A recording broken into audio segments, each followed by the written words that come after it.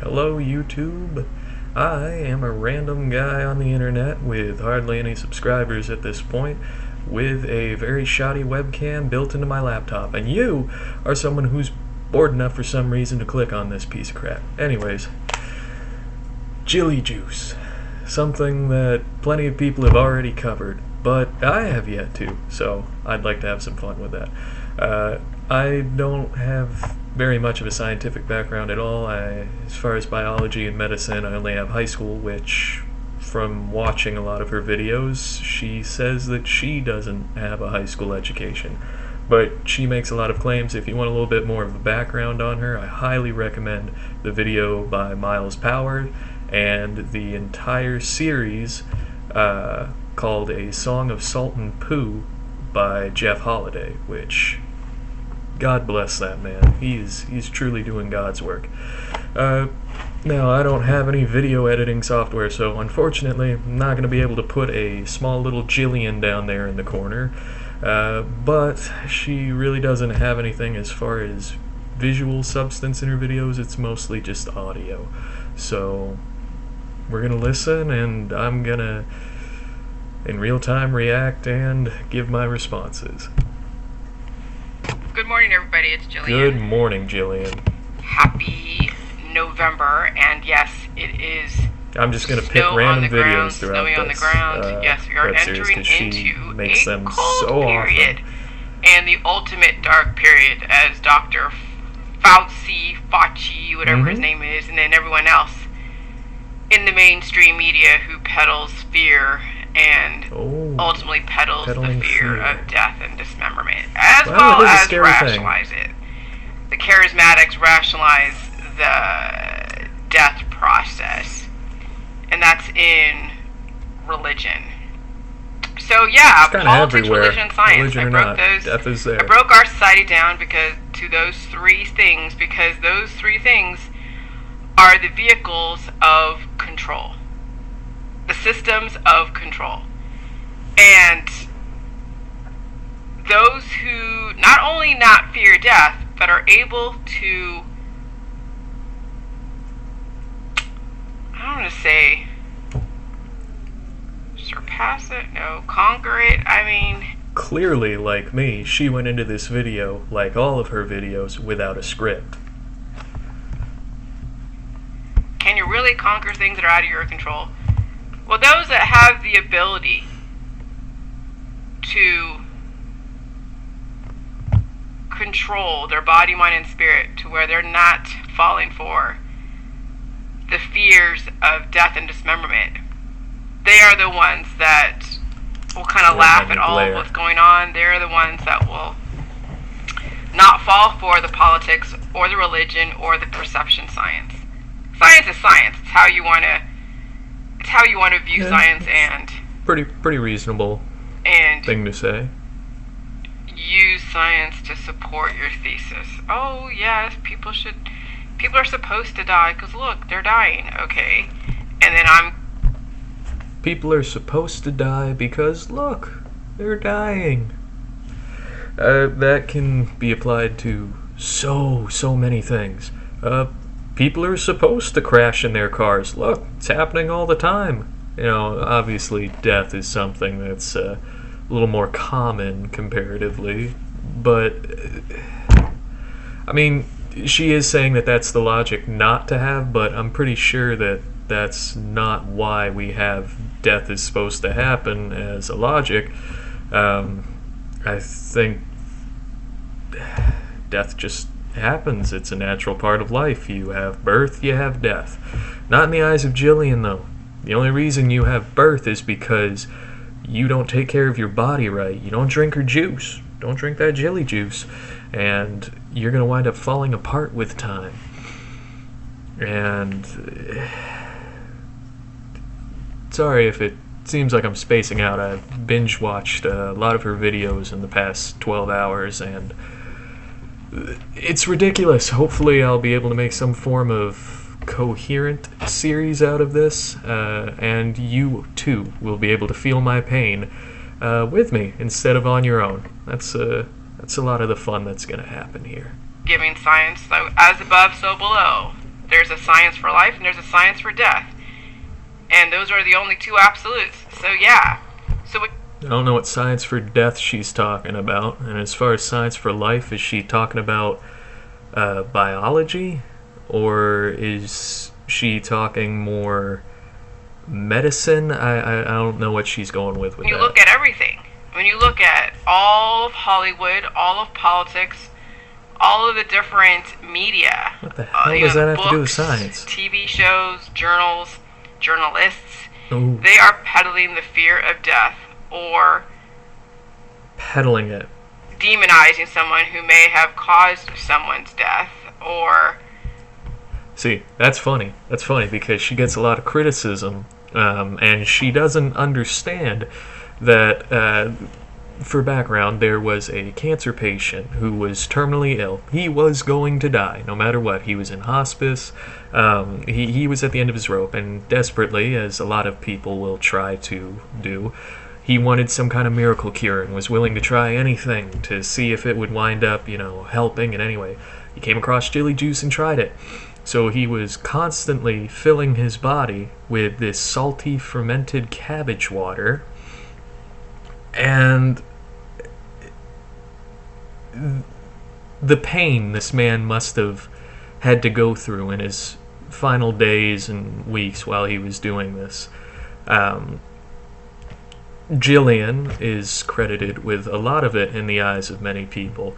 Some can argue that ultimately he did it voluntarily, which he did out of desperation and the false promises that this woman wound up throwing out there for him to latch on to. It's kind of fucked up. But she's still, even now, bringing that up. Sometimes subtly, like right there, and more often than not, dropping the guy's name and calling him out just openly. I mean, it happened years ago, and she still can't get over it. Rationalize death. The fear of death and rationalize it, it's a multi-quadrillion dollar business. It really is. And Damn. So, this is what I wrote this morning, because I'm just like, it hit me this morning. Everything hits me in the morning. I really didn't have anything planned to say, because I was just like, last night, I made some noodle kugel, and then my body was trying to process it. Since it's kind of like a new interesting food, I ate a lot because it's so good. So my body was just like letting it go, and so I was going through those processes, and it was a very, it wasn't say intense, but it was definitely more intense than usual because I ate a lot more than usual. So my body was releasing more than usual. She ate more than usual, so her body was releasing more than usual.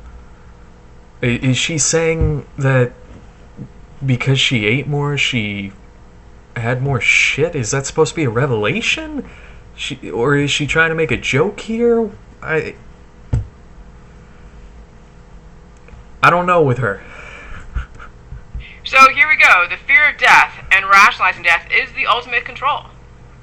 Without manufactured change, life would become a series of predictable actions and reactions. Because yes, when you're not fearing death, and you're living in a peaceful society where somebody isn't always tugging at your heartstrings, someone isn't always tugging at your fear strings or anxiety strings, someone isn't always, because...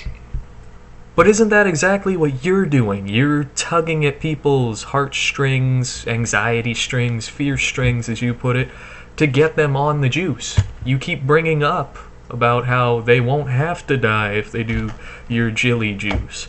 You're perpetuating it right now. Guess you gotta crack a few eggs to make an omelet. It's okay if she does it right now, because ultimately, if you listen to her, it'll get you on the Jilly juice. So, the reason why they're able to do that is because you give them that power. You don't know the formula to life, so you're always trying to find ways but you do. To bypass death and prolong your life. Is but salty we have never lived in a society where death was not the ultimate outcome. Death was always the ultimate outcome, but because that's the buying and selling of time on your life is a multi-quadrillion dollar business. So without manufactured change. Now I understand with the whole daylight savings, I'm up, it's like 8:12 right now. I was up around 6:30, almost 7. It was because it's light outside. But prior to daylight savings, it was dark, so I was sleeping in until like 8 because we're in circadian rhythms. So if our society is based upon you get up at the crack of dawn or when it's light outside and you be productive, that's our society, and that's also what our body responds to, is light versus dark. You go to sleep at night, and then you get up and you're productive during the day. You're not nocturnal creatures, so we do have more jobs where you do have to work graveyard, which it does work against you over time. It is easier to sleep at night. So without manufactured change, okay, so yes, daylight savings is manufactured change. Life would become a series of predictable actions and reactions. So yeah, like physics, Newton's third law, for every action is equal and opposite reaction. You can create cool stories and movies and articles and books. So you just look at all your Netflix, look at all of your movies on your little playlist, and you can see every single thing is an archetypal type of character-based story, which somebody is selling you something that has to do with emotional grabbing types of stuff, whether it's... That's kind of the point. We like movies because they invoke some emotion in a safe and controlled environment. Let me ask you something. What's more fun, going and paying $10 to go watch a movie where someone's loved one dies and they overcome the grief and better themselves, or having your own loved one actually die? It's a controlled environment where we can relate to and experience emotions, and that's something that most people tend to enjoy about the movies. I don't think most people consciously go into a horror movie thinking, I want to feel fear because I don't get to have a guy break down my door and try murdering me in real life. No, but the fact that it gets that emotional response out of you that makes you feel like, cool. It was a little bit of excitement in that movie, and it winds up pulling out a little bit of you. That's the whole point of those things. Let's continue. Disney and the, Prince Charming, and then the evil one, there's like Maleficent, and that's the same type of archetypal formulaic story in probably everything. Just look right now what Biden and Trump are doing. They're playing off each other. Oh, he's evil. Oh, he's evil. I mean, it's so it's so predictable two sides now. Of a coin go. It's almost laughable, and you almost have to just laugh at those that are responding to Trump and Biden because they're falling for that archetype because they don't know their own formula to life. Whilst I personally don't care for either candidate because I don't enjoy the whole aspect of you're either Republican or you're either Democrat, and that's the only way you can really succeed. Yeah, that's kind of how it happens. With the voting, you want to convince people that they should go for your candidate if you want him in office. So, I don't get the point of that. Obviously, there's going to be some mudslinging. Most people aren't gonna go too far out of their way to try and show why their candidate is good. They're gonna more try to say why the other candidate's bad. That happens with every political race, no matter whether it's a presidency or anything. Are taking cues from the system that says, okay, we want you to live, but eventually you're going to die, and we're going to control your time span, your lifespan. So without manufactured change, life will become a series of predictable actions and reactions. And then you can create cool stories and movies, articles, and books. However, I like those imbalanced things. People make excellent salesmen. Well, look, but Trump and Biden, they're aging and degrading, and they make excellent salesmen. There's a huge baby boomer population that's so afraid to die. They're trying to find all the... Okay, one, Trump is aging and degrading because he did get the presidency last election, and that's a really stressful job. No matter who you are or who you support, no one can deny that being president is definitely going to put some goddamn years on someone. That and, like you said, they're aging. That's kind of part of life. Oh, that's right. You think that by drinking your juice, you are going to live to 500. Hopefully I'll wind up doing that video too. I have that one saved, but we're starting on this one. I want to start on one that I hadn't seen yet. Latest and greatest, protocols and biotechnological, types of inventions to give them maybe 20 years, they say, maybe 10 years. And so it's very easy to sell fear into people who are actively aging and degrading, because they're now aware of their own mortality, and they're just trying to find somebody to give them a few more years, their perception of a few more years. But some of them don't have really that long, because they're going to be subject to the COVID, and the COVID does exist, COVID-19. All right? So, subject to the COVID. Yes, that's a very real part of the world right now, at least in the U.S. I would be lying if I said I kept up with it outside of the U.S. I'm sure it's being handled a lot better than it was here, though.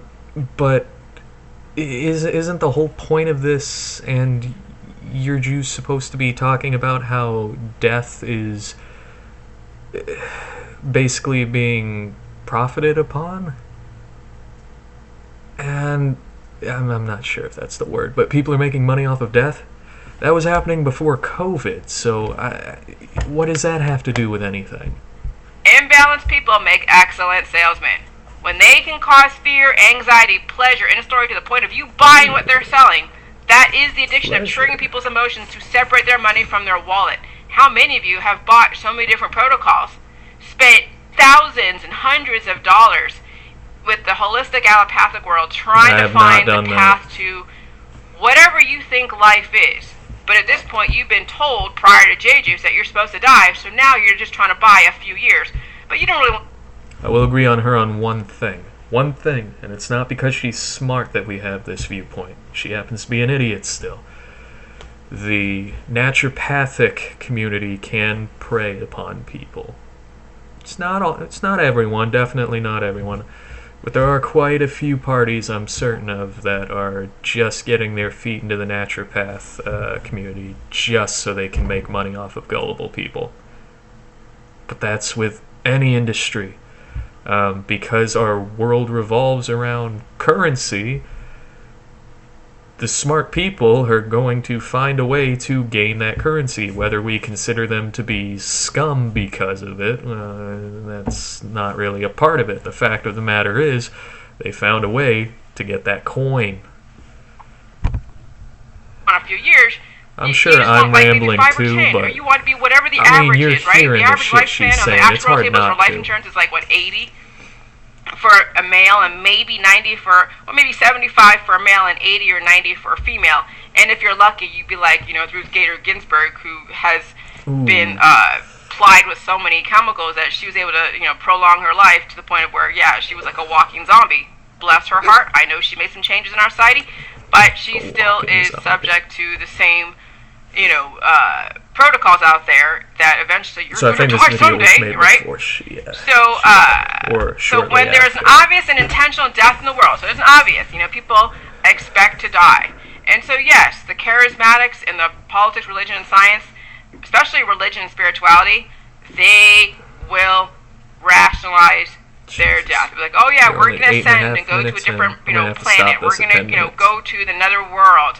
I'm going to hell, I know that, so I'm just going to drink and smoke and do all these horrible things that are, against the body because they have imbalances. Yeah, if you believe that you're going to an eternal damnation and torment, why would you not do all the bad things that you may happen to find enjoyable during your time here on Earth? That's right. Because they obviously fell for the brainwashing of the death mentality that the world is currently in. Whenever all they need to do is drink more salty cabbage water. That's it. All these thousands of years, where civilizations have existed. All they had to do is just drink salty cabbage water.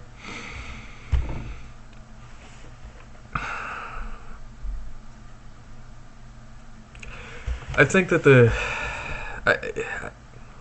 I'm at a loss for words. She says quite a few crazy things. I will try to maybe post a video every day, every other day. Most of her videos are in between 10 minutes and half an hour long, so I'll have to cut some short to make it to where you're not watching an hour-long video, and I don't have to sit in front of my computer for 3 days waiting for one to upload, because I ain't got that Google Fiber no more. I think that's a pretty good stopping point. One, because we are so far away from what I think she planned the original premise of the video to be, to the bullshit we're at right now. Since it's the first video of this series, I'd like to apologize in the fact that I know I rambled a little bit at some points, and my recording quality is not that great. I'm using the camera off of my laptop. But hey, if you've ever seen the Jillian videos, I think that actually fits the spirit pretty well, because she uses an old webcam too. I think it's fitting, as long as my audio is fine anyways. So, thank you very much for watching, and hopefully the future videos that I make will be a little bit more coherent on my end.